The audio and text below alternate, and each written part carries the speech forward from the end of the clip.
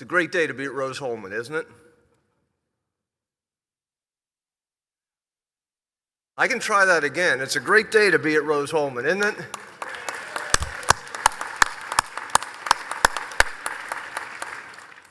Welcome. Thank all of you for taking time out to help us celebrate the life of Dr. Samuel Hulbert. You know, we're in this building because of Sam, and we heard some of that a little bit earlier in the chapel service, but it's totally impossible to walk around the campus without thinking of Sam. That goes from the flame of the millennium to the SRC, from Hatfield Hall over to Whitechapel. He's a man of extraordinary vision and passion. His impact extends so far beyond this campus. I don't think it's underestimating at all to say it impacts the lives of every Rose-Hulman member of our family. You're going to hear from some of those who are fortunate enough to work with Sam, to know Sam before he came to Rose-Hulman. But I want to start by talking just for a moment about Rose-Hulman. Our current students enjoy the campus improvements and culture of caring that was built under Sam Hulbert. He valued each of the faculty and staff members, encouraged and modeled service to others, and shaped a student-centered environment. He saw the potential in a little-known, all-male, Midwestern engineering college to embrace co-education and became the country's best undergraduate engineering school, engineering, science, and mathematics school. Doing so, he totally changed the way engineering education is done, from one where the faculty-student relationship at times was adversarial to one that is still rigorous but incredibly supportive. Thanks to the leadership of Sam Hulbert, Rose-Hulman is a beacon of engineering education in the United States, and our alumni enjoy the pride and recognition that come from seeing their school ranked as one of the top engineering schools in the country. When Isaac Newton was inducted into the London Society of Math and Science, he said, "If I have seen further, it is by standing on the shoulders of giants." And we're able to stand where we are today as an institute because we stand on the shoulders of a giant in Sam Hulbert. We can clap, can't we?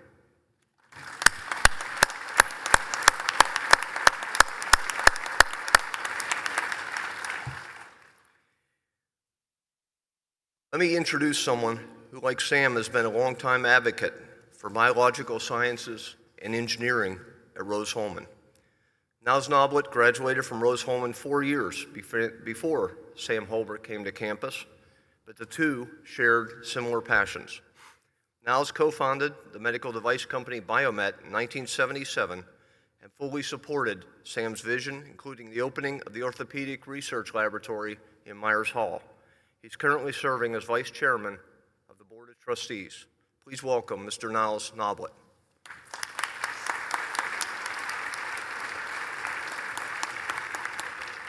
Hello. I'm sad to be here for this occasion, but I'm happy and proud to call Sam Hulbert my friend.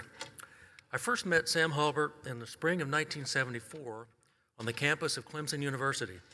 The occasion was a meeting of the newly formed Society for Biomaterials. Sam was a professor at Clemson, one of the founders of this society, I think essentially the founder of the society, and had organized this first or second annual meeting of the society. I don't remember which. Most of us thought, frankly, that he was the department chairman. He actually wasn't, but he had such charisma, energy, and presence that he seemed so. I had less than a year before graduated from Rose-Hulman and knew virtually no one at this meeting. However, it seemed like almost everyone else already knew him, and it wasn't long before I did as well. I was the new kid, and when I met Sam, I found him to be friendly, warm, engaging, extremely bright, fun to talk to, much like some of my favorite professors back at Rose. At the time, he had never met anybody from Rose-Hulman, at least that he knew of at the time. He encouraged me to join the society, which I did. The significance of which is that as a result, I saw him at least every year, for once a year, for several years for that meeting and some others. As you might expect, these meetings organized by Sam also included some fun. An annual highlight was the shrimp boil. In my opinion, shrimp and beer is a fine, complete menu. And if the discussions tend toward subjects such as the comparative biocompatibility of titanium and cobalt chrome molybdenum alloys, that's fine for Rose grads and kindred spirits. He had a very successful time at Clemson and then moved on to Tulane as chairman. He was recognized as one of the leading lights of biomaterials. He was organizing meetings, authoring papers, making presentations, chairing conference sessions. He also had many students who were populating the biomaterials universe. Before long, his influence seemed to be almost everywhere in biomaterials. He, however, did not seem to change at all. He was still friendly and warm, always reminiscent of what you would like to see in a Rose professor. One day, I received a call from Benjamin Cox, chairman of the Rose-Hulman Board of Managers and father of Gil Cox, a current board member and past chairman. He was active in the search for a new president for the school and wanted to ask me a few questions about one of their candidates. He knew I worked in the medical device field and wanted to know if I knew Sam Hulbert and his resume. I told him, well, yes, indeed, I did know him, and that he is a highly regarded, respected leader in the biomaterials field. I also remember telling him that regardless of who they ultimately chose, that I was encouraged that the candidate pool they were considering included people of the quality of Sam Hulbert. At that time, I considered him to be an excellent choice for the new president of the school and a great representative. After having the honor of serving on the board of trustees of Rose-Hulman for most of almost 3 decades, about half of that time with Sam Hulbert as president, to work with him on the vision to be the best, to interact with him on the board, having the opportunity to talk with his students, and mostly to observe the tremendous progress he made in making Rose-Hulman what it is today. He clearly is one of the most impressive men I have ever met. I'm confident I will have opportunities to share Sam's stories and toast this remarkable man many times in the future with his many friends. It has been an honor to call Sam Hulbert friend. Thank you.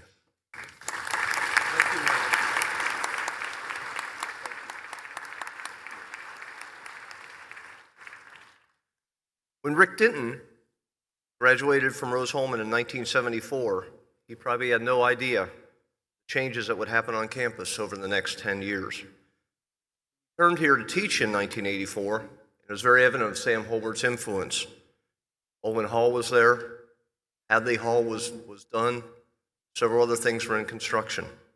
But the changes on campus had just been done, and Rick is here today to reflect on Sam Hulbert's impact from the perspective of a faculty member who also is alumnus. Please welcome Dr. Rick Denton.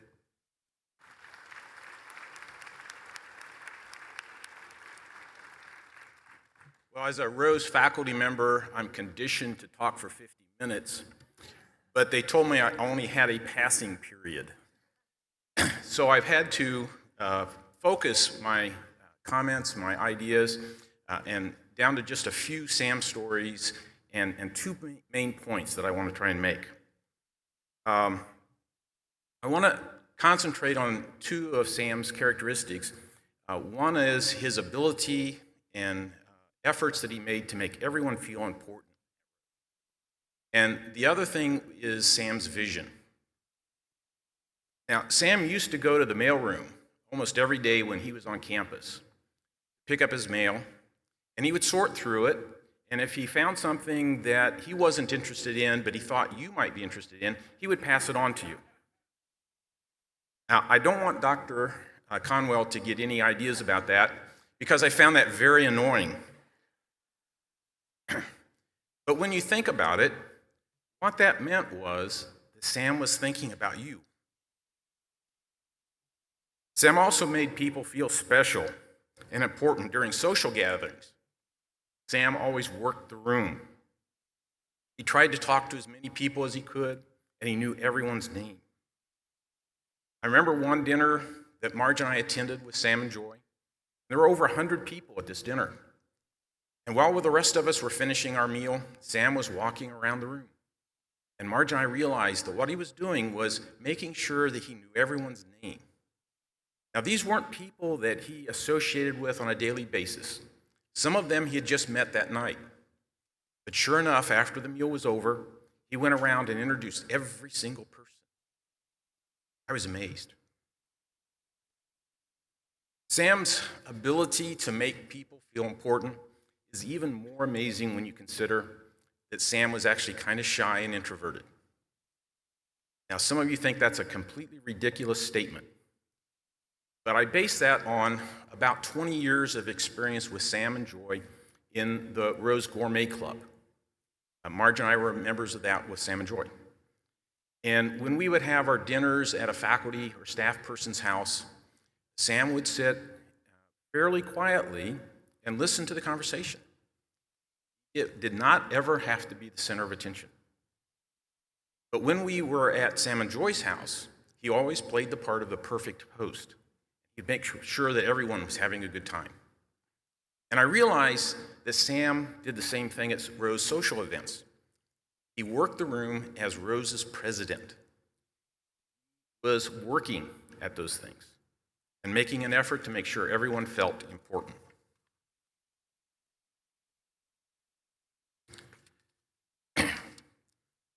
Now, another one of my favorite Sam stories involves the observatory, of course.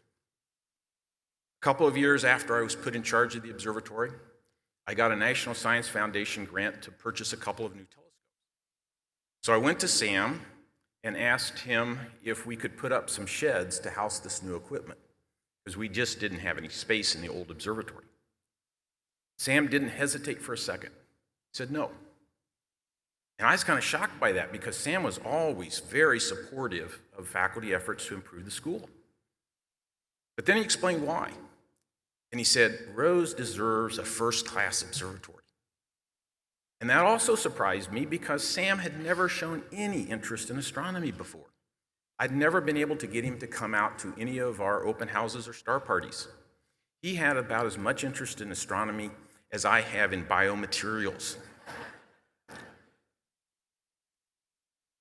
I was so shocked that I left that meeting without asking the obvious question: where are we going to get the money for a new observatory? And Sam and I never talked about that. We never had another meeting to discuss it.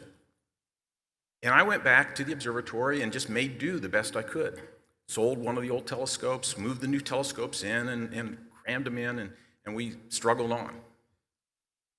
And then a few years later, again at one of our Gourmet Club meetings, Sam came up to me and said, would $500,000 do to build a new observatory? He hadn't forgotten our conversation, and he had gone out and approached the Oakley Foundation and raised the money for the new building. So the fact that we have this wonderful observatory on campus is due to Sam's vision. In summary, Sam's efforts to make everyone at Rose feel their importance has maintained the small school feel and the family atmosphere that we all value so much. But his vision has taken us to that next level. Thank you, Sam.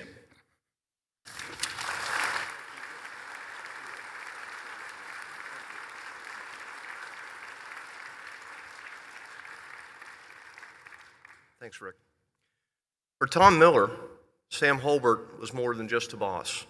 He's a mentor, a trusted friend. Throughout his career at Rose-Hulman, Tom has relied on the wisdom he's gained from Sam. As Associate Vice President and Dean of Student Affairs, he has followed Sam's example of leadership. So please help me welcome Tom Miller.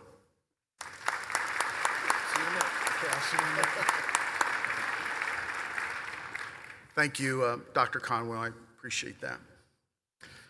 You know, the true test of a leader is one who can inspire others to believe in themselves and achieve things that they never thought were possible, bringing out the best in others.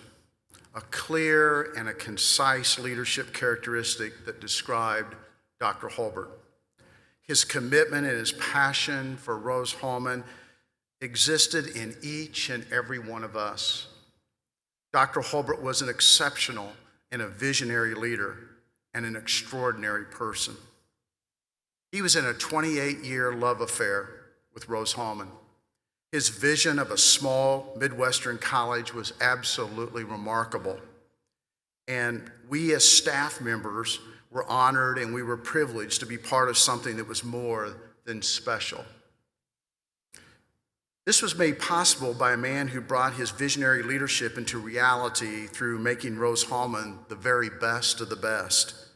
He was always proud of our campus, our facilities, and our programs, but he would often say he was most proud of the Rose-Hulman faculty and staff, and especially the Rose-Hulman students.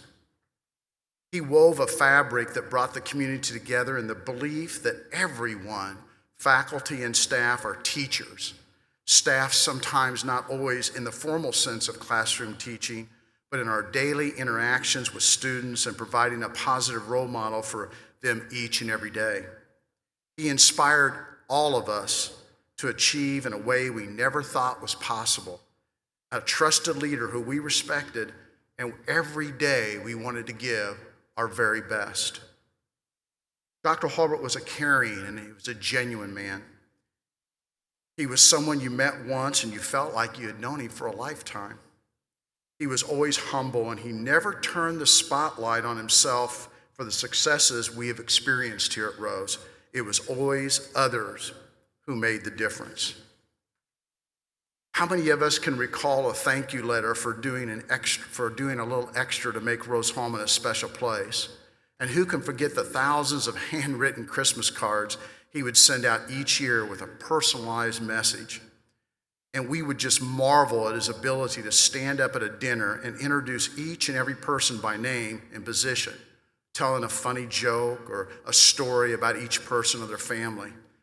I'm guessing, like all of you here this afternoon, if Dr. Hulbert were here, it wouldn't surprise us if he would go around the arena and introduce each and every one of us. Dr. Hulbert could light up a room with his enthusiasm and his energy, his passion. He led by example. His enthusiasm was contagious and his speeches were his. They were full of inspiration and passion that were truly Dr. Hulbert, and he put those speeches into action. His love of Rose-Hulman was evident. It was evident in everything that he did, and you knew that by the first words in his speeches. This was true in all aspects of Rose-Hulman life. He was Rose-Hulman's number one fan of student successes inside and outside the classroom. You could find him cheering on the sidelines during intercollegiate athletic events, and he was a spirited supporter of academic competition, teams, student leadership, and faculty and staff achievements. That enthusiasm was based on Dr. Hulbert's core philosophy that there is only one reason that Rose-Hulman exists: the students. Educating the future leaders in our country must always be a number one priority. You know, he really understood the importance of educating the whole student, the whole person. He coined the phrase co-curricular activities. It was never extracurricular activities. Dr. Hulbert believed that what was learned outside the classroom was profoundly important to the overall education of the students. And that's what it really came down to for Dr. Hulbert: education of our students. Teaching was core to his existence. He was a gifted classroom teacher whose biomaterials classes were always over-registered, and he always accommodated students who wanted to take his class. Under his leadership, teaching permeated all aspects of this campus, and it was his core philosophy in making Rose-Hulman the best of the best in engineering, science, and mathematics education. A quote from a 1986 speech from Dr. Hulbert: "Rose-Hulman is a good college, and our goal is to continue in our efforts to make it better. The faculty and staff at Rose-Hulman have a vision. We believe that the promised land, so to speak, educationally, is at the top of the next hill. We believe we have a chance to not only be a very good institution, but truly an exceptional institution. And the only way that we can reach that summit of the next hill is by all of us at Rose-Hulman pulling together, and we look forward to that journey, unquote. Did you notice Dr. Hulbert's emphasis on our, we, and all of us? To him, it was all the Rose-Hulman family that made things happen for our students. And why he would enjoy this celebration of life today, Dr. Hulbert would make the point that we should be celebrating what all of us have accomplished. And he would urge us to build on what has already been achieved, striving to make a great place even better. As we move forward from today, I quote a poem that Dr. Hulbert always used as a welcoming speech for new freshmen. A number of you alumni will remember this. This is the beginning of a new day. We have been given this day to use as we will. We can waste it or use it for good. What we do today is important because we are exchanging a day of our life for it. When tomorrow comes, this day will be gone forever. Leaving in its place whatever we have traded for it, we pledge that it shall be gain and not loss, good, not evil, success, not failure, in order that we shall not regret the price we paid for this day. Thank you.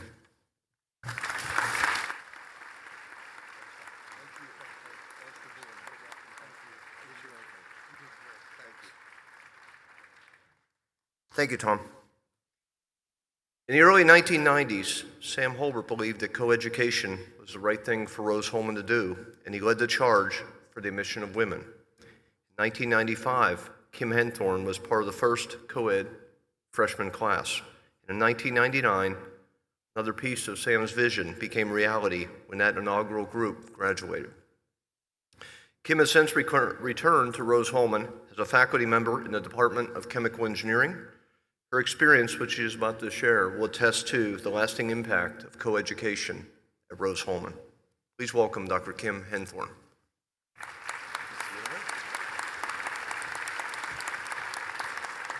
Good afternoon. I want to first start out by saying how honored I am to be able to be given the chance to speak here today. Dr. Hulbert was such an influential person both on and off campus, and he meant so many things to each of us, but I hope I can adequately convey the impact his mission of coeducation has had in particular. As a new freshman, I knew my life was about to change and that I had been given the unique opportunity to learn from the best of the best. But I didn't know about the long journey that had led up to my arrival. I did not know about the many years of hard work, disappointments, and disagreements that Dr. Hulbert had endured to give me that chance. Dr. Hulbert came to Rose-Hulman right around the time that students in my class were born, 1976 to 1977. And it wasn't until we were ready for college in 1995 that his vision for coeducation was finally able to be realized. He began the push for coeducation from day one. In his inaugural address, he stated that coeducation was both an educational and a moral issue, something that the Institute needed to resolve as soon as possible. And one of Dr. Hulbert's very first acts as president was to appoint a commission to study how to bring coeducation here. Most of you know the struggles that Dr. Hulbert went through to get us to this point. For many years, he pushed for coeducation with very little progress. But Dr. Hulbert was a visionary, and he knew that in order to grow the Institute to be among the best in the nation, Rose-Hulman could not turn away so much talent just because of gender. According to William Pickett's book, To Be the Best, Dr. Hulbert was quoted as saying, "Some of you think awful things will happen to our school if we go co-ed. I think serious problems will occur if we don't. Most of the students come to Rose-Hulman not because it's all male, but in spite of the fact that we're all male." In 1991, coeducation was finally approved, and in 1995, the first class of women arrived on campus. The transition to coeducation was seamless from our perspective. Except for the local news crews following us around campus the first week, we didn't notice any other oddities or overlooked details. It seemed like everyone was excited and ready for our arrival, and we were ready to hit the ground running. From day one, both Dr. and Mrs. Hulbert were involved in every aspect of our lives.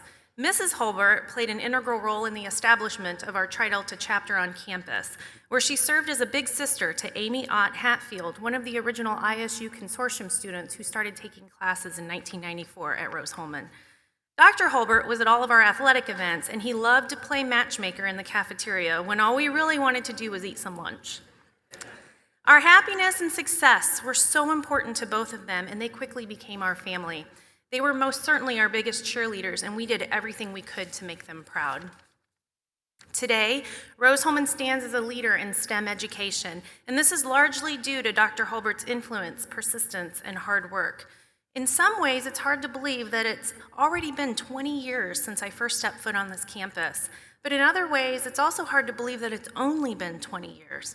20 years later, female Rose-Hulman alumni are literally scattered across the globe, including one of my classmates, Kelly Cosdras, who worked for over a year at South Pole Station, Antarctica. We are working as engineers, attorneys, doctors, business owners, professors, scientists, military leaders, and so much more.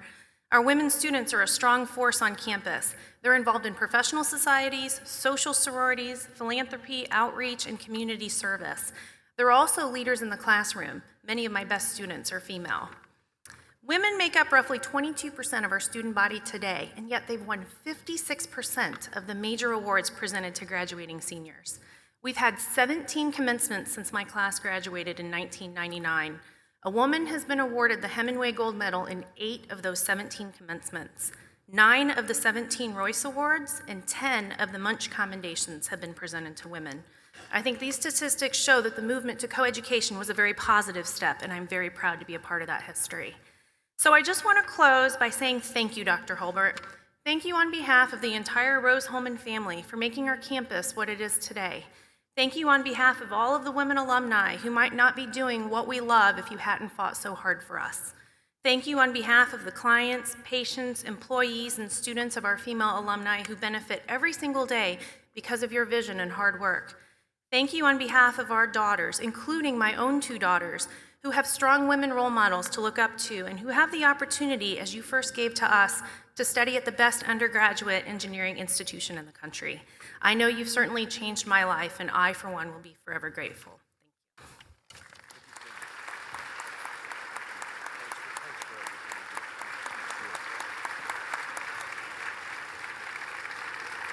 Thank you, Kim.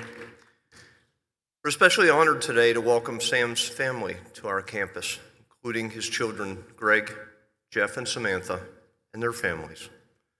The Hulbert family came to Terre Haute when Jeff was just a kid, and he spent a great deal of time on the Rose-Hulman campus during his formative years. Jeff also earned his bachelor's degree in mechanical engineering from the Institute in 1991 before continuing his studies in bioengineering at Clemson. He and his family live in Wilmington, North Carolina, where he works as a consultant. Jeff joins us today to share some memories on behalf of Sam's family, so please help me welcome Jeff Hulbert.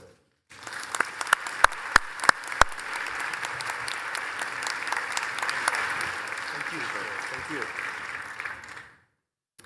First of all, on behalf of the Hulbert and Anschutz families, I want to thank Rose-Hulman for putting together this wonderful event and all the individuals who had to work so hard to put it together.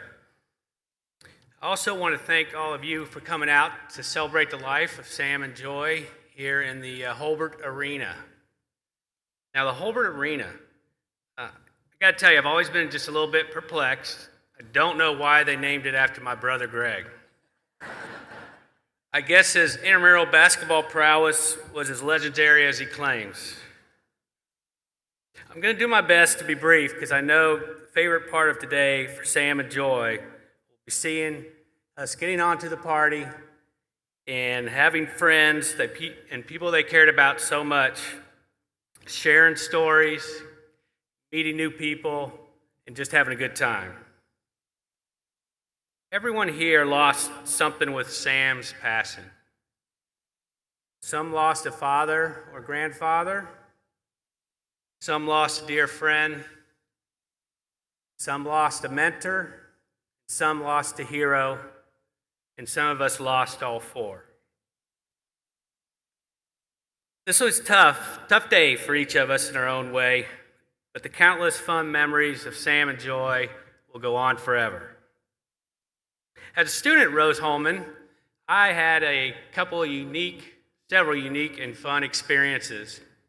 And I thought I'd share just 2 of those with you and I'm not sure how many people in the world can make the same claim. The president's wife, the first lady, used to call me at my girlfriend's place to make sure I got up for class in the morning. Now, I can share that because that girlfriend is now my wife, Dawn. I would also sometimes, when I had a 2-hour break in between classes, I would pop into the president's office and I would ask his assistant, does he have any meetings in the next couple hours? And if she said no, I would go in and lay on his couch and take a nap. Often the president would be in there working hard, and I'd simply tell the president, this is what time I needed to get up, here's my wake-up call, and he would continue to work and I would sleep. My siblings and I received many, many wonderful condolences on our father and all the tremendous stories of how he touched people individually, and we're so grateful for that. In one of those, there were some words spoken that said, "Thank you for sharing your father with us." Now that touched us deeply in a lot of ways, and it really struck a chord though, because we never felt like we shared our father with anyone. He was just dad to us. He didn't miss a single sporting event, school event, or anything else we were in. If you needed a ride and mom was busy, you just called dad. He never said no, couldn't say I could do it later. He would just simply ask, where are you? Where do you need to go? Where do you need to be there? And he would show up. In hindsight, after getting a little older, I have no idea what he had to reschedule and meetings to shift around, but that was just dad. That's how it worked. This didn't even stop as we got to be young adults. My siblings and I would talk. We would call up my dad, sometimes just to talk to him, see how he's doing, and he never once didn't take our phone calls. And I'm sure sometimes he was in some very important meetings with a number of you, and he would just stop and talk to us, chat a little while, and that was that. And I would say we apologize for taking him away, but honestly, we just didn't know any better. That was the life we knew with Sam. That just goes to show you another example of the boundless energy that Sam brought to life. I also want to say that you can't have a Sam Hulbert accomplish all he did without a Joy Hulbert. It's really just not possible to do. For example, many of you may know that Sam was not a big fan of physical labor. I personally think I remember seeing him change a light bulb once or twice, but of course that was under the direct supervision of my mother. My mom is the one we need to thank for making it possible for Sam to be able to touch so many people's lives. I think we have a video clip from the retirement party where Sam and Joy speak to us.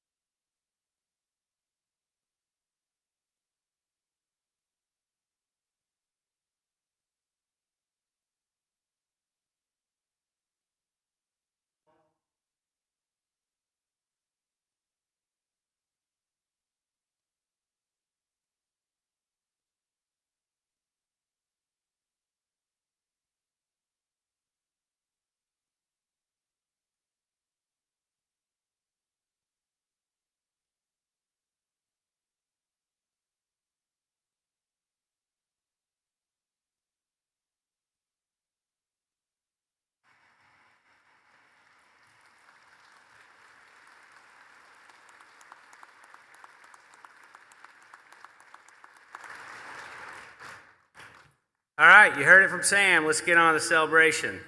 How about one more round of Dear Old Rose?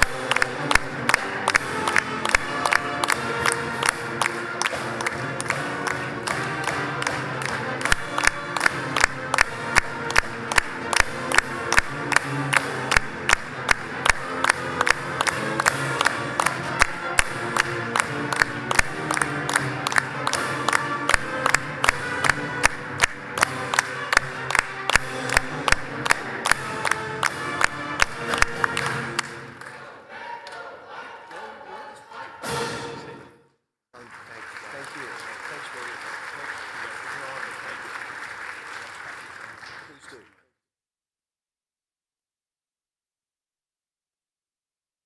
As Jeff said, I think the party should begin.